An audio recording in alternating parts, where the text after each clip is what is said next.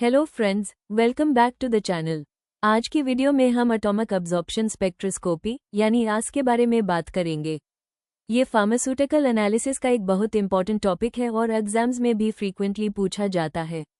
इस वीडियो में हम आस की definition, principle, working, instrumentation, applications, advantages और डिसएडवांटेजेस को सिंपल लैंग्वेज में समझेंगे। डेफिनेशन सबसे पहले समझते हैं कि एटॉमिक अब्जॉर्प्शन स्पेक्ट्रोस्कोपी क्या होती है। एटॉमिक अब्जॉर्प्शन स्पेक्ट्रोस्कोपी एक एनालिटिकल टेक्निक है जिसका उस किसी सैंपल में प्रेजेंट मेटल्स की क्वांटिटी को डिटरमिन करने के लिए किया जाता है।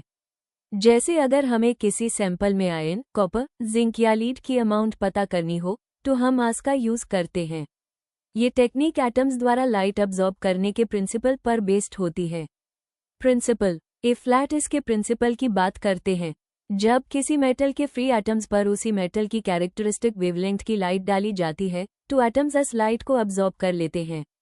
डिटेक्टर मेजर करता है कि कितनी लाइट अब्जॉर्ब हुई है। जितनी ज्यादा लाइट अब्जॉर्ब होगी, सैंपल में मेटल की कॉन्सेंट्रेशन उतनी ही ज्यादा होगी। सिंपल वर्ड्स में याद रखिए, more absorption means more metal concentration. ये बीयर-लैम्बर्ट लॉ को फॉलो करता है। वर्किंग ए फ्लैट देखते हैं कि आस काम कैसे करता है।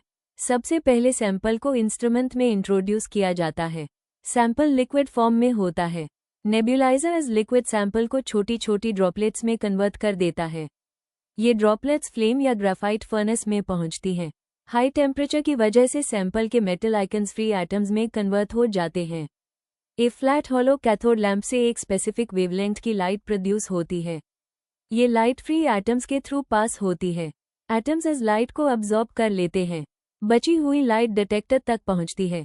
डिटेक्टर अब्सॉर्बेंस मेजर करता है और कंप्यूटर कॉन्सेंट्रेशन कैलकुलेट कर देता है।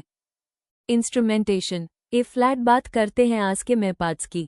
एक हॉलो कैथोड लैंप ये इंस्ट्रूमेंट का लाइट सोर्स होता है। ये स्पेसिफिक मेटल की कैरेक्टरिस्टिक वेवलेंथ की लाइट प्रोड्यूस करता है। हर मेटल के लिए अलग लैंप यूज किया जाता है।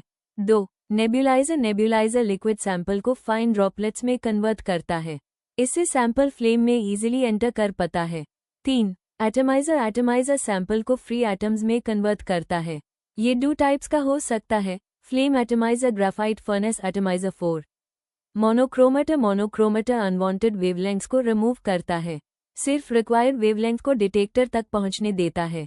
5 डिटेक्टर अब्सॉर्बेंस को मेजर करता है। ये लाइट सिग्नल को इलेक्ट्रिकल सिग्नल में कन्वर्ट कर देता है। 6 रीडआउट सिस्टम ये फाइनल रिजल्ट को स्क्रीन पर शो करता है। यहीं से हमें मेटल की कॉन्सेंट्रेशन पता चलती है। एप्लीकेशंस ए फ्लैट आस के एप्लीकेशंस देखते हैं। फार्मास्यूटिकल इंडस्ट्री ड्रग्स में प्रेजेंट ट्रेस मेटल्स को डिटेक्ट करने के लिए। क्लिनिकल लेबोरेटरीज ब्लड और यूरिन सैंपल्स में मेटल कॉन्सेंट्रेशन चेक करने के लिए। फूड इंडस्ट्री फूड प्रोडक्ट्स की क्वालिटी और कंटामिनेशन चेक करने के लिए।